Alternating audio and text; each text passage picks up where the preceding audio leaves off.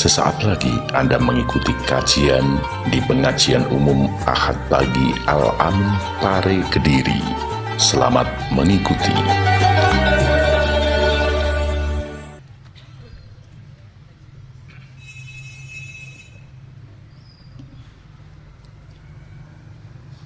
Bismillahirrahmanirrahim.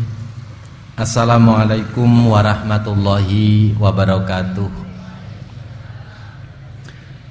Alhamdulillah alladzi anzalas sakinata fi qulubil mu'minin liyazdadu imanan ma'a imanihim walillahi junudus samawati wal ard wa kanallahu aliman hakima.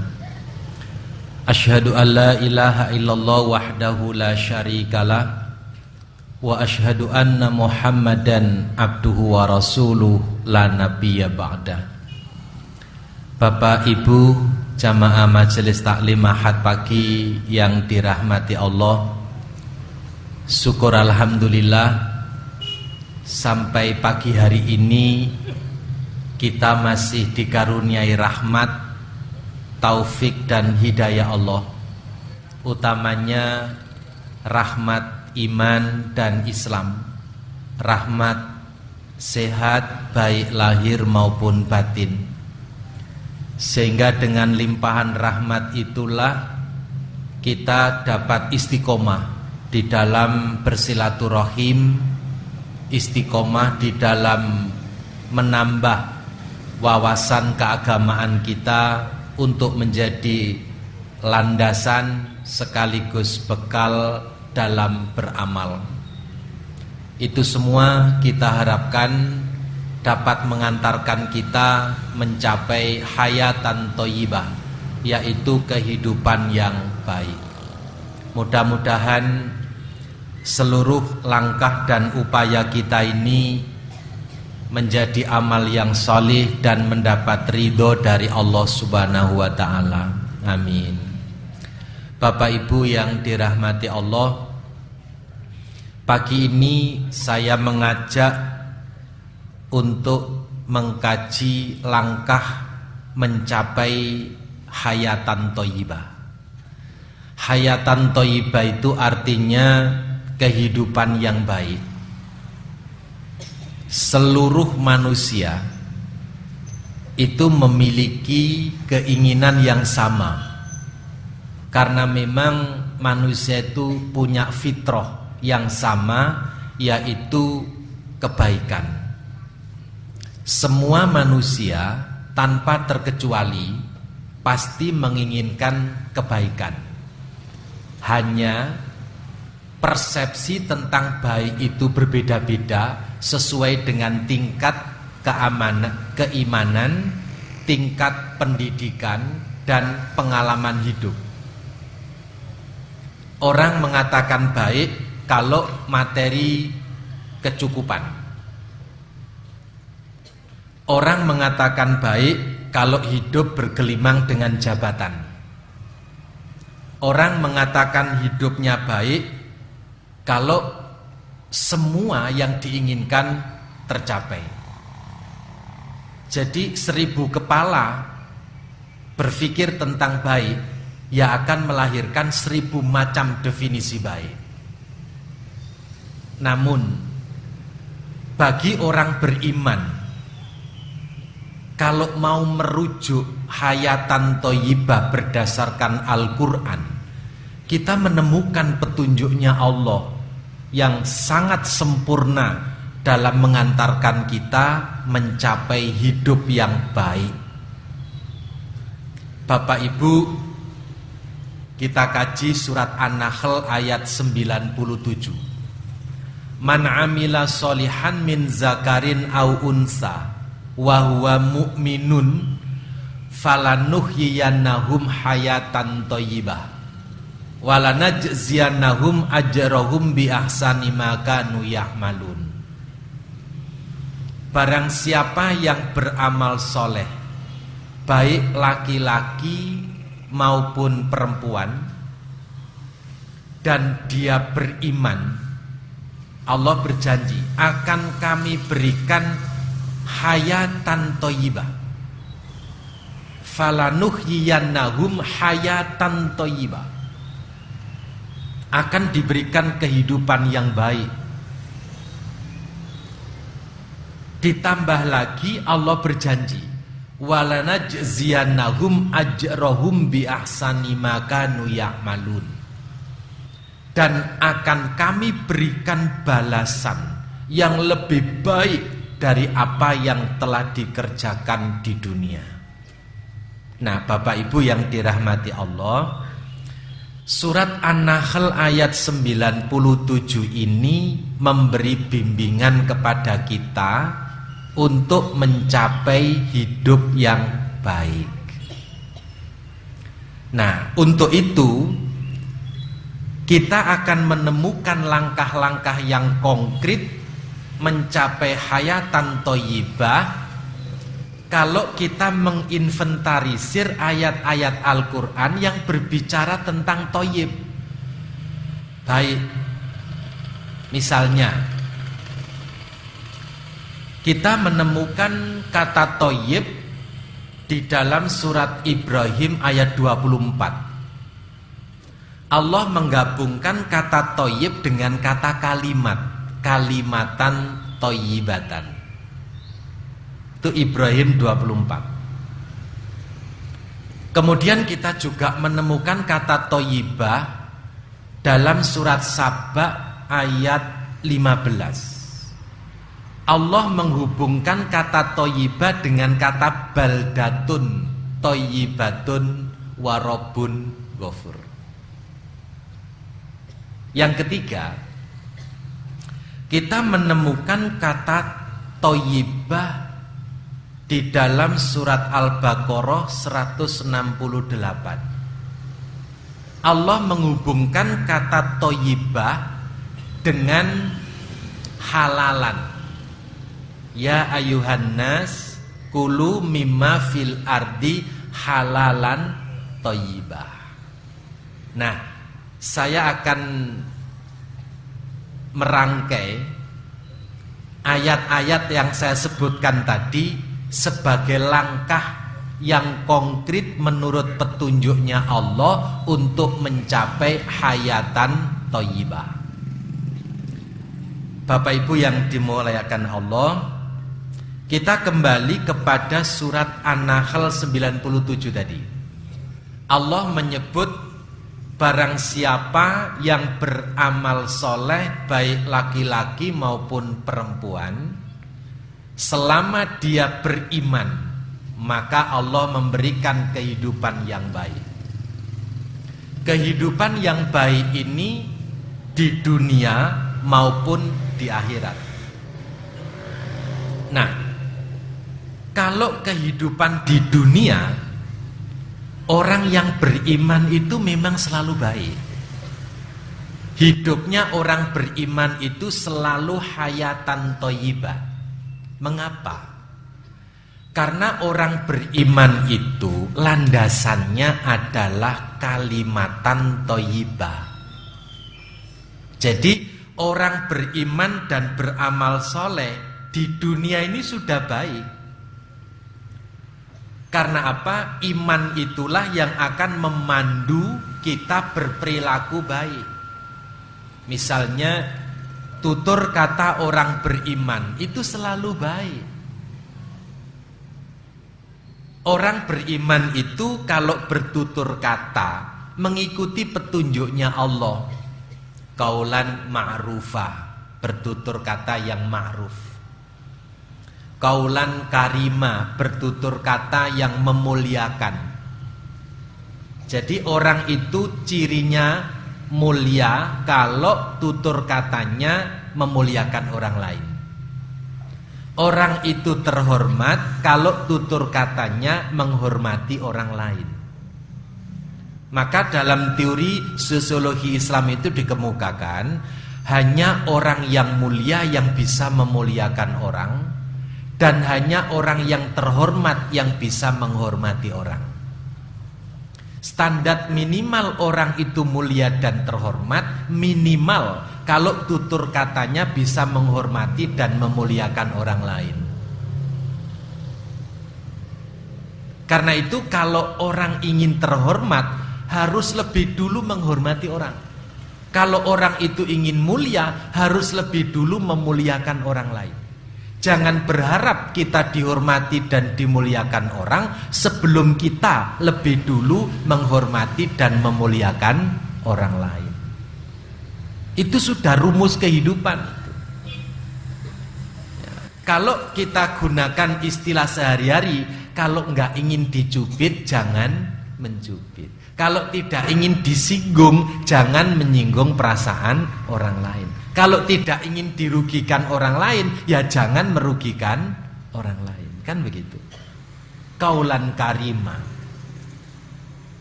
Orang beriman dan beramal soleh, hidupnya baik, kalau tutur katanya itu kaulan sadida, bertutur kata yang benar. Benar menurut Allah dan Rasul, bukan benar menurut logika dan nafsunya. Sekarang ini banyak loh Pak, Bu, orang merasa perkataannya benar, tapi benar menurut nafsunya. Contoh, Lia Aminuddin itu yang rodok belenger itu, ngikuti nggak beritanya Lia Aminuddin? Yang punya ajaran edan itu, ya, itu kan. Nah, kemudian ada lagi Al-Musaddiq itu kan. Yang terakhir siapa? Solikin. Yang ngikuti kan beritanya Solikin itu. Saya berharap gerakannya Solikin itu jangan dikasih label Islam. Aliran sesat saja, nggak pakai aliran sesat dalam Islam, nggak pakai Islam itu. Ya, karena apa? Ya Islam nggak mengajarkan cara-cara hidup seperti yang diajarkan oleh Solikin itu. Orang seperti pemulung aja kok ngaku Tuhan itu loh. Dan ajarannya kan menjijikkan sekali kan. Dan anehnya ada orang yang mengikuti gitu loh. Nah, itu artinya orang mengaku benar, tapi benar menurut nafsunya, bukan menurut Allah dan Rasul. Kaulan sadida itu menuntut kita ini berbicara benar menurut Al-Quran dan As-Sunnah. Allah juga perintahkan kepada kita kaulan layyina, bertutur kata yang lembut, yang santun, yang rendah hati, yang tawadhu. Ayatnya ada itu kaulan layyina itu. Kita juga diperintahkan kaulan maisura, bertutur kata yang memberi kemudahan kepada orang lain. Nah, orang itu kalau tutur katanya baik, berarti dia itu hayatan thayyibah. Hidupnya baik. Karena apa? Tutur kata itu kan cermin pertama yang menandai orang itu baik. Orang itu yang dipercaya apanya sih Bapak Ibu? Kan omongannya kan. Gitu. Kalau orang di mana-mana itu bicaranya baik, bisa dipercaya, insya Allah dihormati orang. Kalau di mana-mana tutur katanya tidak baik, apalagi tidak bisa dipercaya, orang semua mengatakan ojo percaya, iku ngedabrus. Tahu ngedabrus? Nggak tahu bahasa Paring ngedabrus itu apa? Omblok. Omblok. Ngedabrus tahu ya, ngedabrus ya. Ya, ngedabrus itu sama dengan pagi, sore, malam itu perkataannya berubah-ubah. Seperti pagi tempe, pagi dele, sore tempe, malamnya tempe bosok itu. Iya. Jadi tidak bisa dipercaya gitu omongannya. Nah, orang beriman dan beramal soleh itu akan hayatan thayyibah karena minimal tutur katanya itu sudah tutur kata Qur'ani. Kaulan ma'rufa, kaulan karima, kaulan sadida, kaulan layyina, kaulan maisura, kaulan baligho. Ada 6 akar kata komunikasi yang diajarkan Allah dalam Al-Quran. Nah, oleh karena itu Bapak Ibu yang dirahmati Allah, orang beriman dan beramal soleh di dunia ini sudah hayatan thayyibah, hidupnya sudah baik. karena dibimbing oleh iman. Apalagi Allah Subhanahu wa taala menyebut kata iman itu dengan kalimatan thayyibah, kalimat yang baik. Nah, kalimat yang baik itu adalah la ilaha illallah. Anda masih mengikuti kajian di pengajian umum Ahad Pagi Al-Amin Pare Kediri.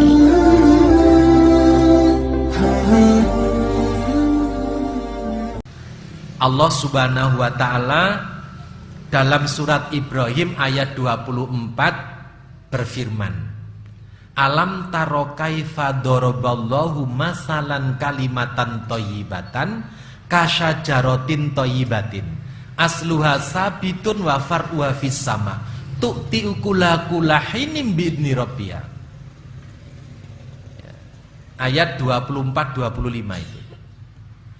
Tidakkah kamu perhatikan bagaimana Allah membuat perumpamaan kalimat thayyibah, kalimat yang baik, kalimat la ilaha illallah seperti pohon yang baik. Pohon yang baik itu asluha sabitun. Ciri pertama, akarnya menghunjam ke dalam tanah. Sehingga apa? Kalau pohon itu akarnya kuat, itu tidak mudah tumbang. Wa far'uha fis sama, cabang rantingnya menjulang. Sehingga apa? Pohon itu kalau cabang dan rantingnya menjulang mesti rimbun, indah. Tu'ti ukula kulahinim bi'idni rabbiyah. Pohon yang baik itu selalu mengeluarkan panen, mengeluarkan hasil pada setiap musim dengan izin Allah. Nah, artinya apa? Kalau kalimat thayyibah, kalimat la ilaha illallah diibaratkan oleh Allah seperti pohon yang baik, maka orang beriman itu minimal punya 3 ciri tadi itu. Lah ciri itu mesti baik. Pertama, kalau pohon itu akarnya kuat, maka tidak mudah tumbang. Dalam kehidupan seorang mukmin, kalau memiliki akar yang kuat, itu sama dengan memiliki prinsip hidup, memiliki sikap komitmen di dalam memegangi kebenaran. Pengaruh apapun yang dihadapi, dia tidak akan larut. Meskipun seperti Rasul kan pernah ditawari untuk melepaskan Islam, minta apapun akan dituruti. Mau minta wanita dituruti, mau minta jabatan dituruti, minta harta dituruti. Apa kata Rasul kepada pamannya? Wahai paman, seandainya matahari ditaruh di tangan kanan saya, bulan ditaruh di tangan kiri saya, untuk melepaskan kebenaran yang saya ajarkan, saya tidak akan melepas itu semua. Itu gambaran sikap komitmen terhadap kebenaran. Itulah asluha sabitun, orang yang memiliki keteguhan hati, orang yang memiliki kekuatan dalam memegangi kebenaran. Contoh lagi, asluha sabitun itu seperti ini. Dalam satu riwayat dikemukakan, keluarga Yasir terdiri dari istrinya yang bernama Sumayyah, kemudian anak-anaknya, anak-anak Yasir itu karena masuk Islam, mengikuti ajaran Nabi Muhammad, karena beliau itu sebagai budak statusnya, dibantai oleh pemiliknya. Dalam hal ini adalah tokoh-tokoh kafir Quraisy, termasuk di dalamnya adalah Abu Jahal, Abu Lahab beserta istrinya. Yasir disuruh untuk melepaskan imannya, tapi Yasir rela dibantai sampai mati. Giliran Sumayyah. Sumayyah itu wanita yang sudah tua, sudah lemah, tidak punya kekuatan apapun, dibantai oleh Abu Lahab, Abu Jahal agar mau melepaskan iman untuk kembali ke agama nenek moyangnya. Tapi muncul dari lisan Sumayyah hanya satu kalimat, Allah Ahad, Allah Ahad, Allah Ahad. Sampai kemudian ada seorang sahabat yang menyaksikan drama pembantaian itu.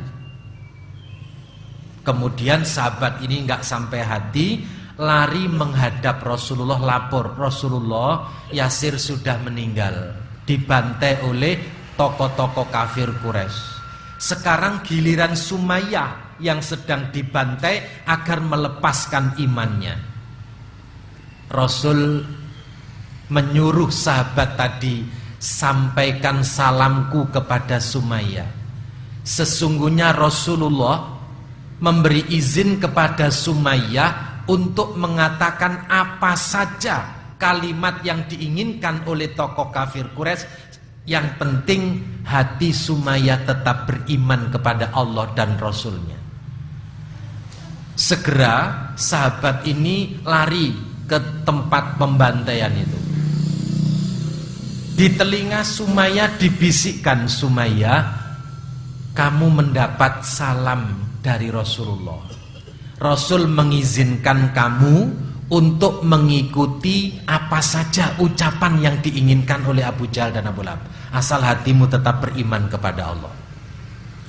Dalam kondisi berlumuran darah, Sumayyah itu berdiri tegak sambil mengacungkan tangannya. Ablighu anni assalamu ila Rasulillah. Sampaikan salamku kembali kepada Rasulullah.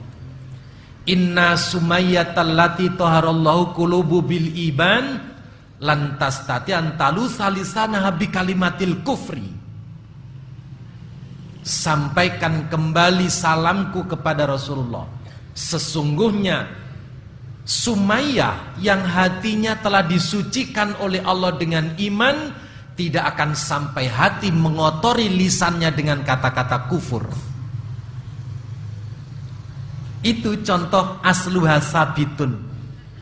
Seorang wanita yang memiliki keteguhan iman. Meskipun menghadapi pembantaian kayak gitu, lisan Sumayyah tetap mengucapkan Allah Ahad, Allah Ahad. Dan tidak mau mengotori lisannya dengan kata-kata kufur. Begitu mendengar kalimat seperti itu, Abu Jahal dan Abu Lahab mengambil tumbak, terus ditusukkan ke ulu hati Sumayyah. Dalam tarikh disebutkan matat alal fauri wa kanat awalu syahidati fil Islam. Sumayyahlah satu-satunya wanita pertama kali yang syahid dalam menegakkan iman. Matat alal fauri wa kanat awalu syahidati fil Islam. Dia mati karena kehabisan darah, dan dia mati dengan membawa iman. Dia syuhada. Ini contoh asluha sabitun. Karena itu ibu, kalau sekarang hanya ditawari supermi, hanya ditawari pakaian bekas, hanya ditawari SPP gratis, kok imannya luput? Ya, iman. Ya, iman itu satu-satunya rahmat yang tinggal bersama kita dibanding rahmat Allah yang lain. Harta, berapa lama sih kita ketunggon harta? Tidak lama. Harta itu cepat atau lambat kembali kepada Allah. Kalau tidak harta meninggalkan kita, mendahului kita, mungkin kita mendahului harta. Atau kita bersama harta berangkat bareng-bareng kembali kepada Allah. Betul kan? Keluarga. Tidak lama kita bersama keluarga. Tidak mungkin keluarga itu utuh terus, satu persatu harus kembali kepada yang maha punya. Ya kan? Jabatan paling banter 5 tahun. Kalau tidak kena KPK itu. Ya kan? Kadang-kadang baru menjabat 2 tahun sudah digerebek KPK kan ada toh. Yang tadinya selalu rekreasi ke Nusa Dua Bali, akhirnya rekreasi ke Nusa Kambangan kan? Ya kan? Jabatan tidak lama bersama kita. Jasmani ini nggak lama bersama kita. Wong jasmani ini dengan bertambahnya umur semuanya dikurangi kan? Pendengaran, penglihatan, ya, gigi, kekuatan, sehat menurun terus. Yang bersama kita ini apa? Iman dan amal soleh. Karena itu jaga iman itu agar tetap bersama kita, agar hayatan thayyibah itu betul-betul kita rasakan dunia akhirat dengan memelihara iman lewat asluha sabitun. Iman ini harus kita kokohkan sehingga kita ini tidak larut dalam menghadapi berbagai situasi dan kondisi. Rasulullah Shallallahu Alaihi Wasallam bersabda, "Badiru bil a'mali sholihat, fasatakunu fitanun kakito'il lail muzlim, yusbihur rajulu mu'minan wa yumsi kafiron wa yumsi mu'minan wa yusbiha kafiron yabi'u dinahu bi ardi minad dunya." Hadis riwayat Bukhari. Rasul menghimbau kita, bersegeralah beramal saleh, karena akan datang fitnah besar menimpa kalian seperti gelap menyelimuti malam. Pagi hari seseorang masih beriman, sore hari sudah berubah menjadi kafir. Sore hari seseorang masih beriman, pagi hari sudah berubah menjadi kafir. Dijual imannya itu untuk kepentingan dunia. Peringatan Rasul ini kan banyak pelajaran yang bisa kita dapat.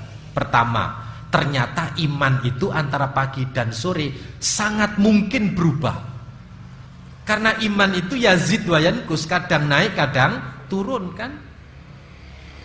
Nah, untuk membentengi iman agar pagi sore itu tidak berubah-ubah, Rasul memberikan resep badiru bil a'mali sholihat. Segera beramal soleh. Artinya amal soleh itu sebagai benteng iman kita. Amal soleh itu sebagai pupuk subur iman kita. Jadi iman bisa subur, iman bisa terselamatkan kalau kita melestarikan amal soleh. Maka benar kalau Allah menyuruh kita, man amila solihan min zakarin au unsa wa huwa mu'minun. Janji Allah, falanuhyiyannahum hayatan thayyibah. Itu baiknya orang beriman dan beramal soleh. Ya. Demikian pula kebaikan hidup orang beriman dan beramal soleh. Lanjutan surat Ibrahim 24 tadi kan, wafar uafis sama. Cabang ranting itu menjulang. Artinya apa? Kalau pohon itu rindang, rimbun indah, itu bisa berfungsi sebagai tempat berteduh di kala hujan, di kala panas, maupun hujan.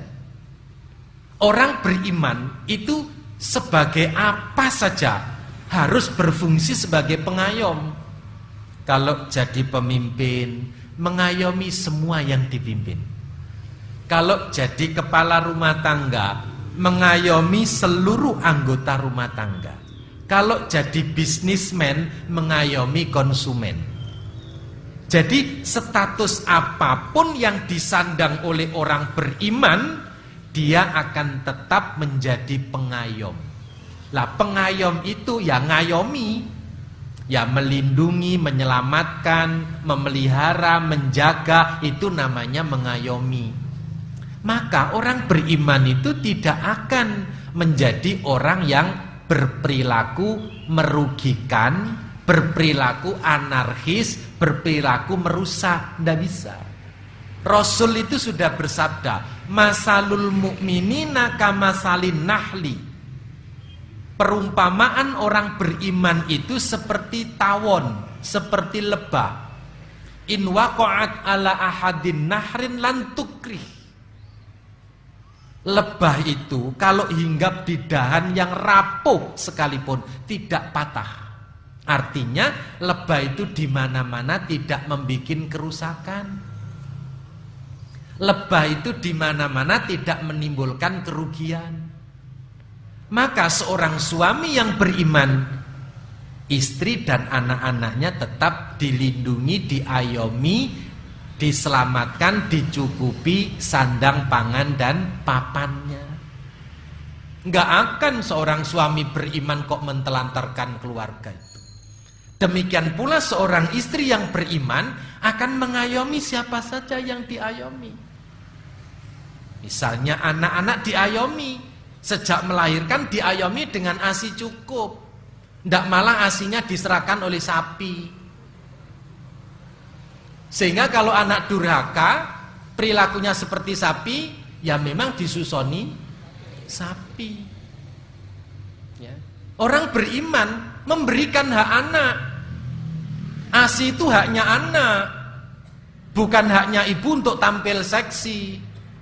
ASI itu haknya anak. Kalau nggak diberikan sama dengan mengkhianati haknya anak. Wong Quran sudah mengatakan kok, kalau ingin menyempurnakan susuan, genapkan 2 tahun kan. Nah, wanita-wanita modern kan nggak mau ngasih ASI kepada anaknya. Takut nggak seksi, takut tampil kurang pede kan. Begitu kan? Ya Pak ya? Saya tanya Bapak aja, nggak usah Ibu. Kan gitu ya Pak ya? Takut kendor macam-macam. Iya kan? Itu sama dengan memangkas haknya anak itu. Nah, kalau anak kemudian dikasih ASInya kambing sama sapi, jangan heran kalau lebih taat kepada sapi daripada ibunya sendiri. Saya takut-takut ijek ini wedi, Pak. Anda masih mengikuti kajian di pengajian umum Ahad Pagi Al-Amin Pare Kediri.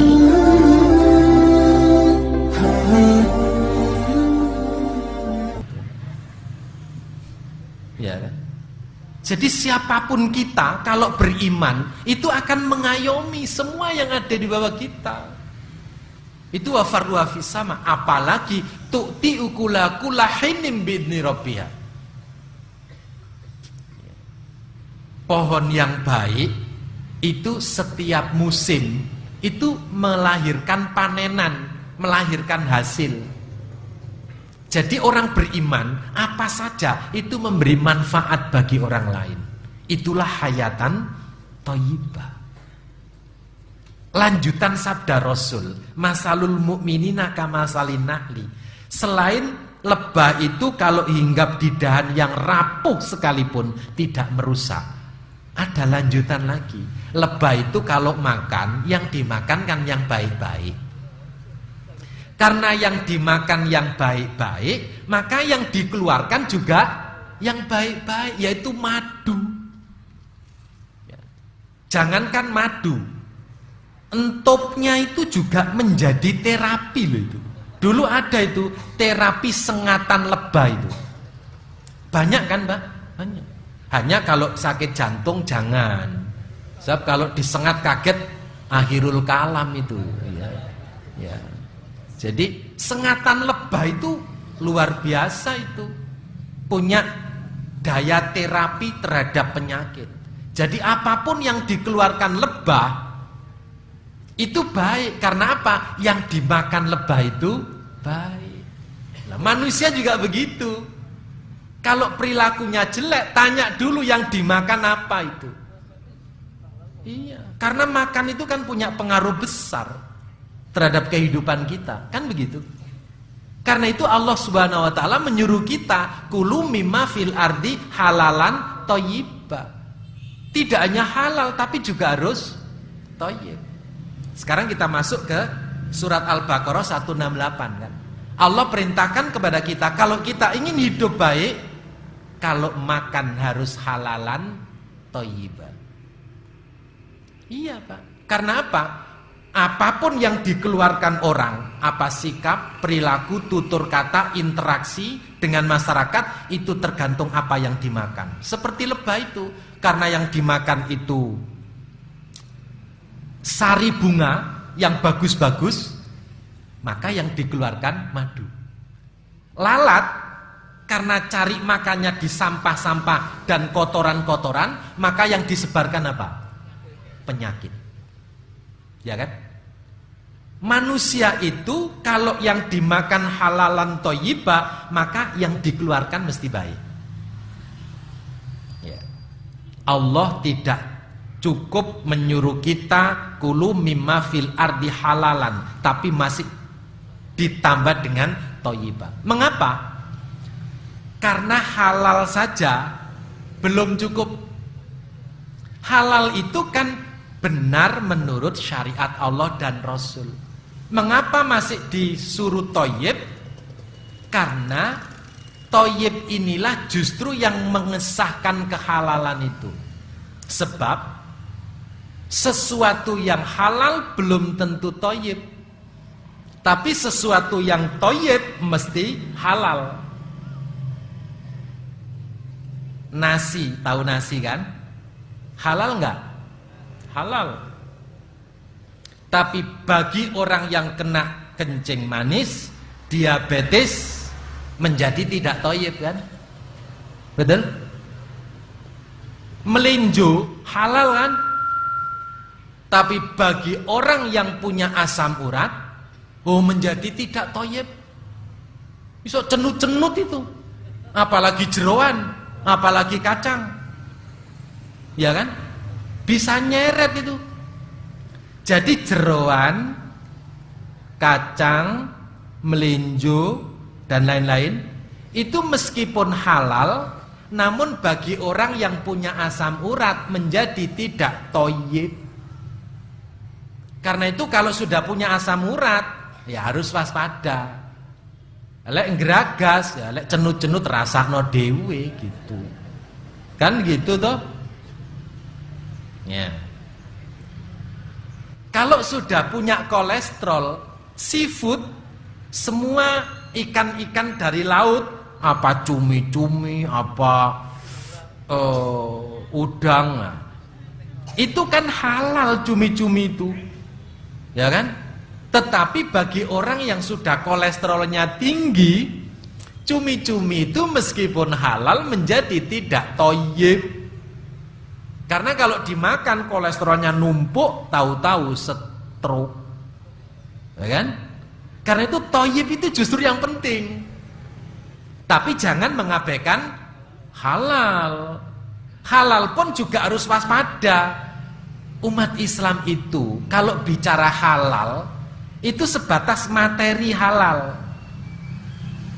Di samping materi halal juga hakikatnya juga harus halal. Sebab bisa jadi orang itu materinya halal tapi hakikatnya tidak halal. Contohnya apa? Lemper.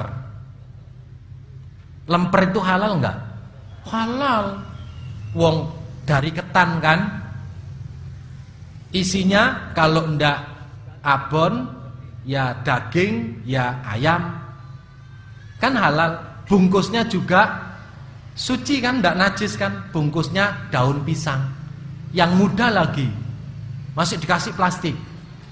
Tapi kalau yang digunakan beli lemper itu hasil ngentit. Ya. Tahu ngentit? Ya, ngentit. Ngentit itu korupsi kecil-kecilan. Kalau agak besar ngentot namanya.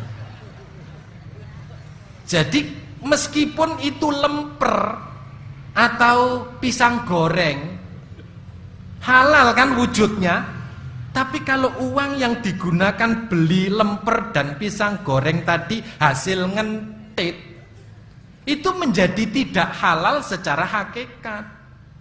Haram hakikat itu. Apalagi korupsi. Waduh, tambah nemen. Ya kan? Nah, oleh karena itu Bapak Ibu, halal dan toyib itu harus jadi satu. Seperti amar ma'ruf harus nahi mungkar. Kalau halal harus toyib. Tidak bisa halal tok tapi tidak toyib, atau toyib tok tapi mengabaikan halal. Nggak bisa. Harus halalan toyibah. Nah, kalau orang hidup itu yang dimakan halalan toyibah, maka semua yang dikeluarkan serba baik. Ya. Karena apa? Makan itu punya pengaruh yang sangat besar terhadap kehidupan manusia. Saya meneliti akhlak makan yang dicontohkan oleh Rasulullah berdasarkan Al-Quran dan hadis beliau. Orang makan itu mencapai 24 macam akhlak yang harus ditunjukkan. Jadi akhlak makan yang diajarkan Rasulullah itu mencapai 24 macam aturan. Saya waktu itu kagum banget. Belum ada agama di dunia yang mengajarkan hanya makan saja itu sampai 24 macam aturan. Saya nggak akan sampaikan pagi ini karena nggak nutut. Ini sudah mendung, ya. Jadi nanti insya Allah kapan-kapan akan saya sampaikan 24 macam aturan makan. Mengapa? Karena Bapak Ibu, makan itu ternyata berpengaruh terhadap perilaku dan pribadi manusia. Sifat watak itu dipengaruhi oleh makan, ya. Jangankan sifat watak, keringat kita itu juga dipengaruhi makan, ya kan? Orang itu kalau yang dimakan serba sayur, kenikir, daun luntas, daun kates, keringatnya insya Allah tidak bermasalah. Betul kan Bu? Ibu ya? Oke. Tapi kalau orang itu ya kalau dimakan daging kambing, daging sapi, jeroan, itu biasanya rodok galak itu. Keringetnya nggak enak, terus mudah marah, temperamental, ya kan? Budrek istilah orang Jawa itu, ya kan? Karena apa? Ya serba hewani itu, ya. Tapi kalau yang dimakan itu sayur itu, apalagi tambah kerupuk, wah itu lemah lembut itu, ya. Terus terbang kalau jalan gitu, karena saking entengnya gitu. Rodok ngirit ya.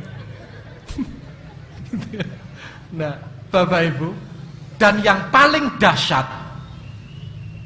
makan itu ada hubungannya dengan akhirat.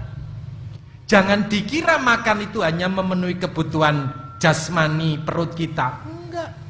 Ada hubungannya dengan akhirat. Coba Bapak Ibu renungi ya.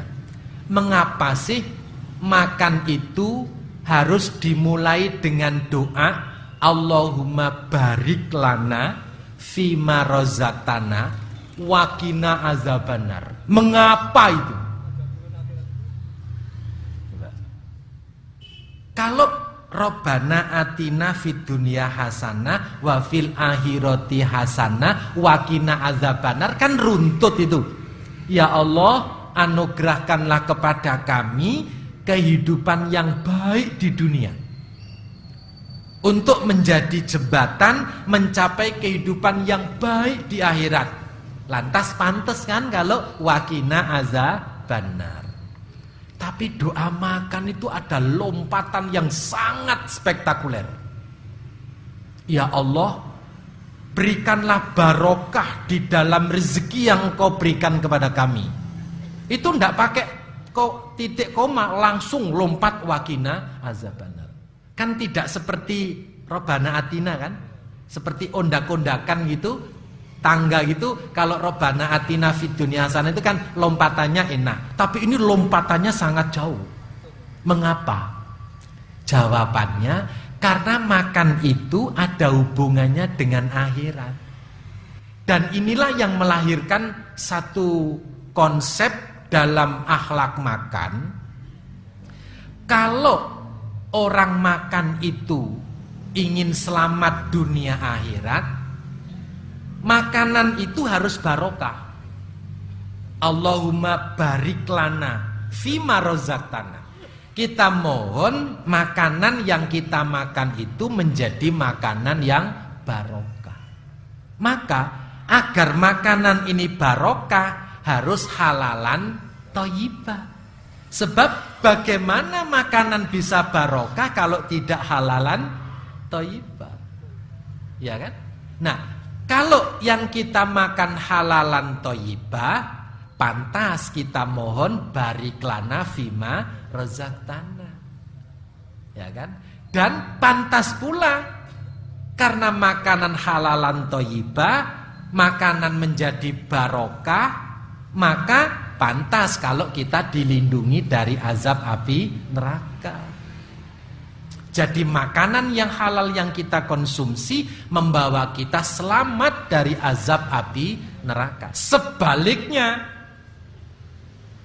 kalau makanan itu tidak halal dan tidak thayyib, bagaimana mungkin bisa barik lana fima razaq? Enggak bisa, Pak. Kalau sudah makanannya enggak barik lana fima razaqtana, tidak barokah, bagaimana bisa mendapat perlindungan dari azab api? Enggak bisa. Anda masih mengikuti kajian di pengajian umum Ahad Pagi Al-Amin Pare Kediri.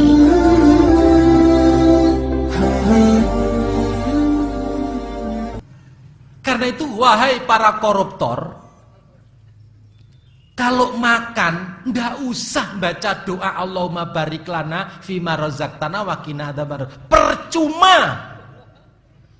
Lebih baik baca doa Allahumma laknatana gitu. Cek mantap gitu. Ya, saya tuh paling gregetan dengan koruptor itu, Pak. Gregetan banget gitu loh. Karena apa? Itu mentalnya lebih jelek dari tikus. Tikus itu nggak ikut nanam padi, ikut panen kan? Nggak tahu malu gitu. Iya kan? Mental tikus itu. Dan negeri kita ini sedang dilanda tikus-tikus berdasi itu. Ya. Dulu asalnya juga caleg kan? Caleg itu apa? Calon lek-lek gitu. Saya gregetan banget itu. Nah, jadi Bapak Ibu yang dirahmati Allah, makan, mengapa oleh Allah diperintahkan halalan thayyibah? Karena punya pengaruh kehidupan baik di dunia maupun di akhirat.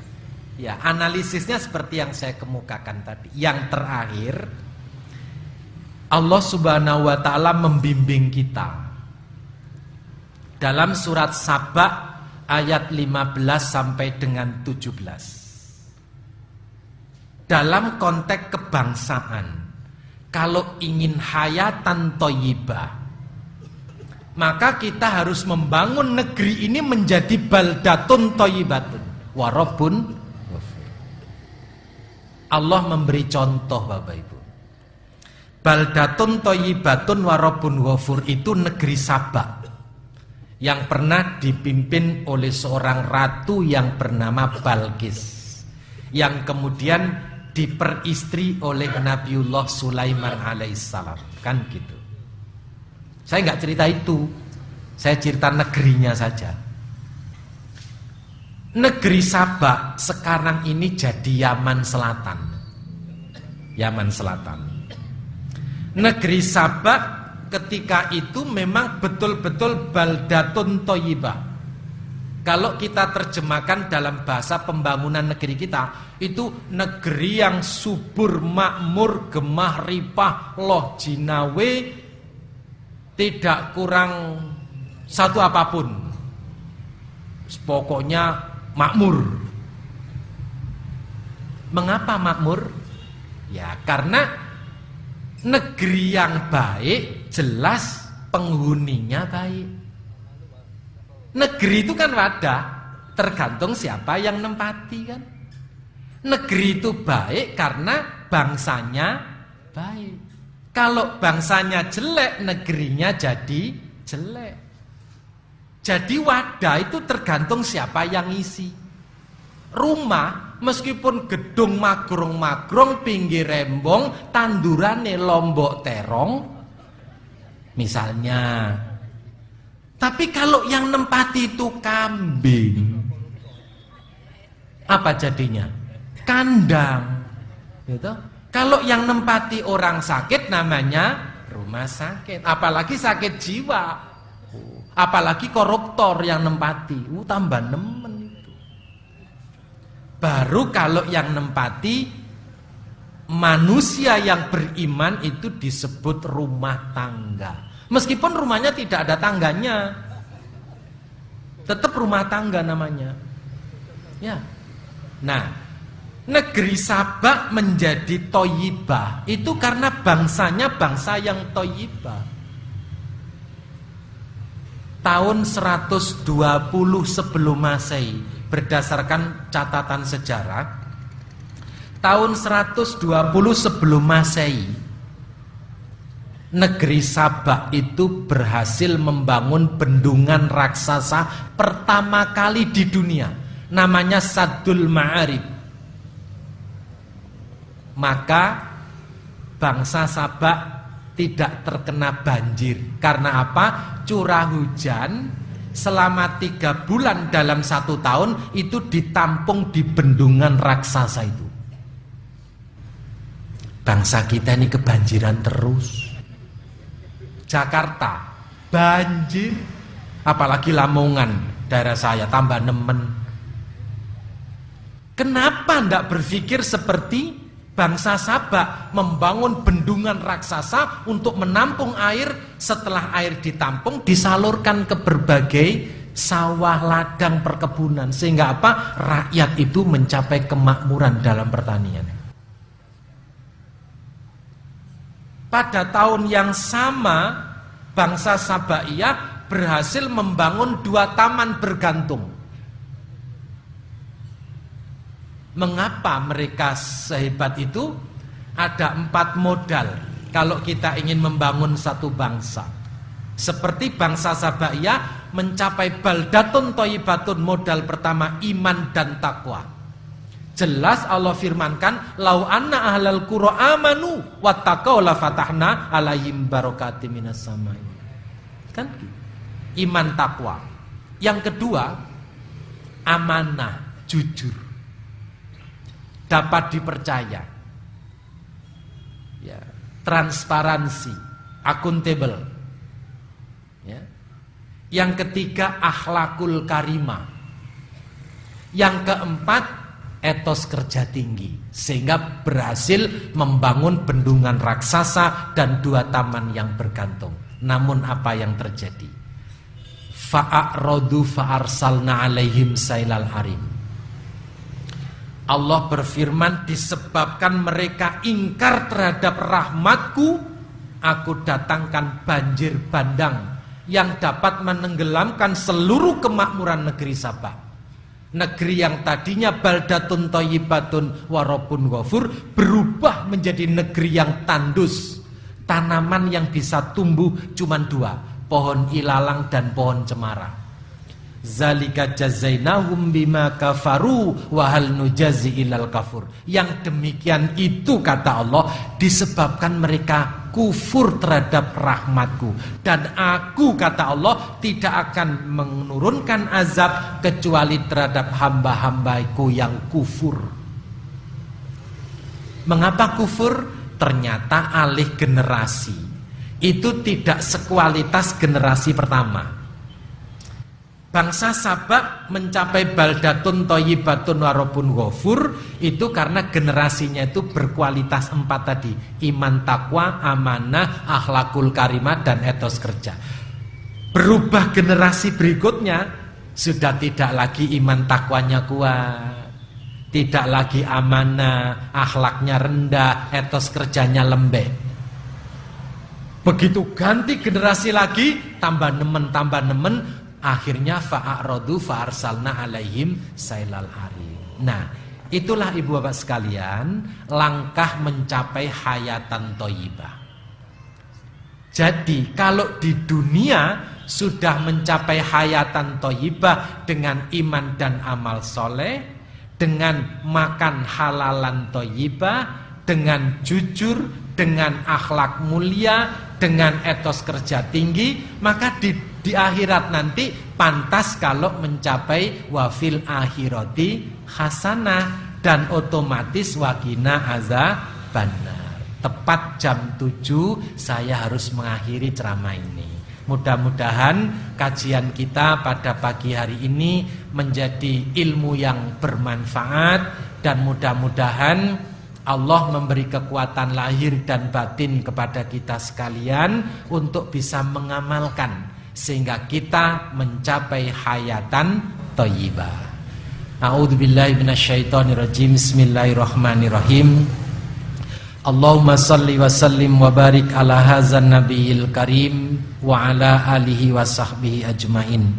Allahumma inna nas'aluka sabata fil amri wal azimata ala rusdi wa nas'aluka syukra wa nas'aluka husna ibadatika wa nas'aluka qalban salima wa nas'aluka lisan shadiqa wa nas'aluka min khairi ma ta'lam wa na'udzubika min syarri ma ta'lam wa nastaghfiruka lima ta'lam innaka anta 'allamul ghuyub. Allahumma ansufi biladina haza imaman adilan wa biladil muslimina amatan innaka ala kulli syai'in qadir. Allahumma tawwil umurana wa sahih ajsadana wa nawwir qulubana wa tsabbit imanana wa ahsin a'malana wa wasi arzaqana wa ilal khairi qaribna wa ani syarri ab'idna wa aqdi hawaijana fid dini wad dunya wal akhirah. Rabbi auzi'ni an ashkura ni'matakallati an'amta alayya wa ala walidayya wa an amalan salihan tardahu fa aslih li fi zurriyyati inni tubtu ilaika wa inni minal muslimin. Allahumma inna na'udzubika min jahdil bala wa darkis syaqa wa su'il qada wa samatatil a'da. Rabbana taqabbal minna innaka antas samiul alim wa tub alaina innaka antat tawwabur rahim. Rabbana atina fid dunya hasanah wa fil akhirati hasanah wa qina azabannar walhamdulillahi rabbil alamin. Assalamualaikum warahmatullahi wabarakatuh.